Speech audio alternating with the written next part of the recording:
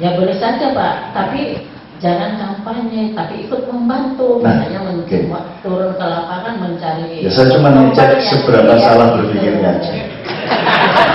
Jadi tidak apa-apa, bagus-bagus saja. Karena gini Bu, kita ini percaya sama parpol. Karena parpol ini satu-satunya kebenaran dalam demokrasi.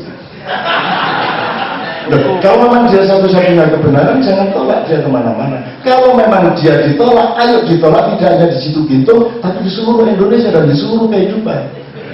Jadi kita terima pasti saya itu masalahnya. Kan gitu. Kita ini di satu pihak kita terima sebagai satu-satunya kebenaran yang namanya parpol. Tapi di lain pihak kita tolak di masjid, kita tolak di gereja, kita tolak di pengantenan, kita tolak di mana-mana. Saya bertanya, wahai bangsa Indonesia, kamu itu menerima parpol atau menolak parpol? Kalau menerima, terimalah. Kalau bertolak, tolaklah yang benar-benar menolak. Tapi kan tidak jelas. Sangat jelas Pak, dari korban itu akhirnya kan butuh bantuan. Kalau itu jelas Bu, yang tidak boleh di situ gitu adalah kampanye. Iya. Tapi kan kalau datang membawa rumbai-rumbai partai, kan mereka tersinggung. Ya. Korbannya sama dengan di Bantul gempa, di Aceh, mbok jangan bawa PKS, mbok jangan bawa PKB, mbok sudah datang bawa bantuannya aja kan gitu. Kenapa seolah-olah atribut parpol tidak bisa kita terima di tempat-tempat tertentu? Yang salah bukan atribut parpolnya, yang salah bukan, tapi karena kita berada pada satu tahap berpikir yang salah awalnya. Jadi misalnya gini, sekarang jangan campur adukan agama dengan politik, jangan berkampanye di rumah ibadah, itu kan? Iya betul. Ini betul gitu. Ya. Saya tanya, ini kalau benar yang bagaimana, kalau salah yang bagaimana? Jadi kalau pendapat saya pribadi, kampanye terbaik itu di rumah ibadah.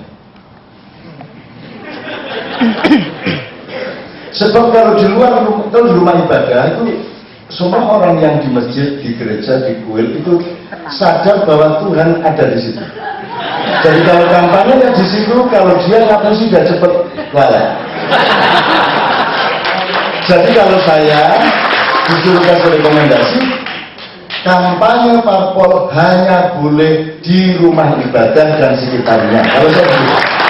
Sebab kalau di alun-alun dia dengan gampang nipu orang, tanpa ada yang di luar masjid, di luar gereja, itu sama-sama setannya. Jadi nanti gampang menipu di mana-mana. Tidak, saya cuma ngecek cara berpikir. Ya Bu ya.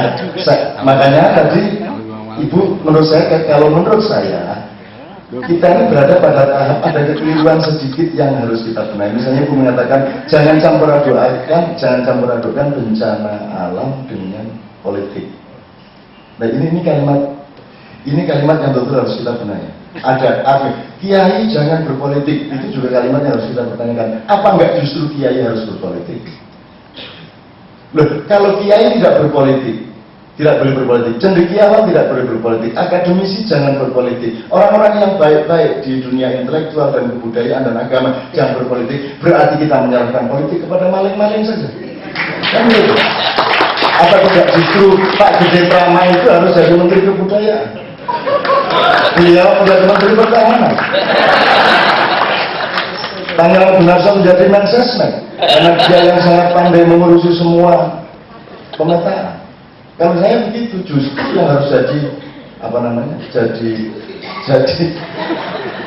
seneng banget itu. Jujur. Tapi Ibu tidak merasa saya bantahkan, Bu. Saya cuma ngomong mengenai cara berpikir kita. Kalau menurut saya kok, emang politik berbeda sama? Berbeda. Iya.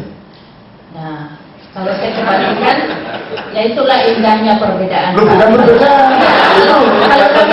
Begini loh Bu, politik itu adalah satu proses yang menggunakan menu namanya demokrasi. Menu demokrasi ini punya pisau, punya penggorengan namanya pemilu. Pemilu memilih pemimpin, pemimpinnya memilih menteri, menterinya menentukan aparat-aparat di kementeriannya.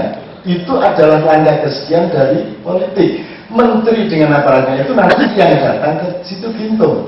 Jadi sebenarnya sampai yang ke situ Gintung itu adalah pekerjaan politik yang mulia. Jadi jangan mengatakan jangan campur adukan bencana dengan politik. Loh, justru orang politik itu yang kita bayar untuk ngurusin orang yang susah.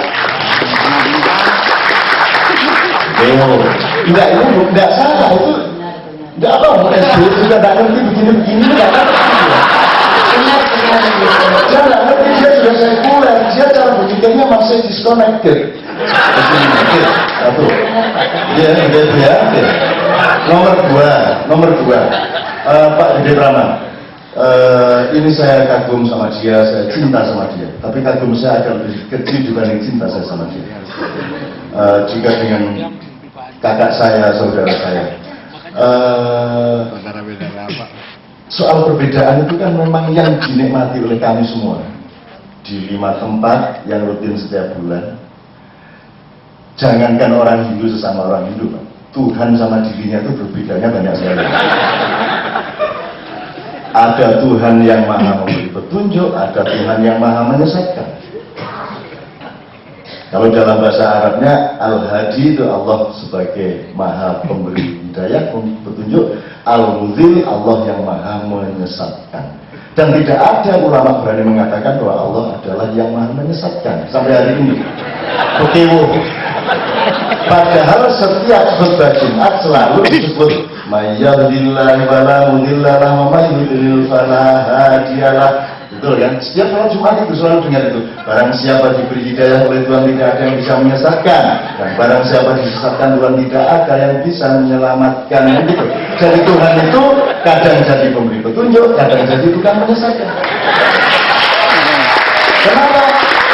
Karena Allah memiliki disiplin presisi, dia punya fisika, dia punya matematika, dia punya goniometri, dia tahu kapan seseorang pantas diberi hidayah, dia tahu kapan seseorang pantas disesatkan.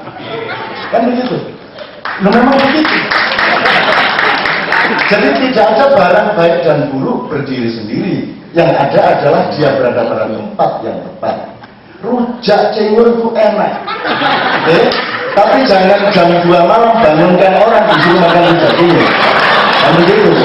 Karena dia tidak berada pada koordinat ruang dan waktu yang tepat. Jadi benar salah, baik buruk segala macam itu di Indonesia sudah rusak pemetaannya. Orang tidak mengerti mana level moral, mana level filosofi, mana level hukum, mana level yang subhukum. Itu orang udah nggak mengerti lagi bedanya. Karena kita sudah kehilangan anatomi. Yang terjadi kita ini sudah seperti sarung lomprek. Sarung lomprek itu sarung yang tidak dilipat, gitu. Nah, di situ itu hidung sama anus ketemu, pangkat sama kepala ketemu.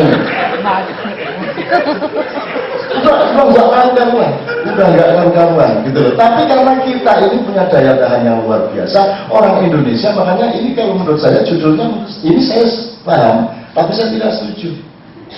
Ini devolusi, jadi apa devolusi? Yang terjadi di Indonesia super evolusi. Super evolusi. Orang Indonesia itu, Anda jangan takutkan Indonesia akan hancur, karena orang Indonesia itu tidak apa-apa hancur. Gak masalah. Kiai jangan ngomong minat zulumati ilan nur. Pergilah dari kegelapan menuju cahaya. Orang Indonesia ini makhluk khusus. Gelap kayak apapun tidak akan membuat dia ingin cahaya.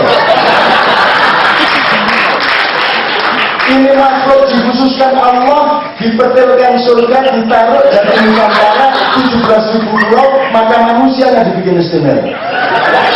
Teorinya lain, mappingnya lain, cara berpikirnya lain. Tidak ada orang pusing di Indonesia. Yang mau perubahan ente saja. Seluruh Indonesia tidak ingin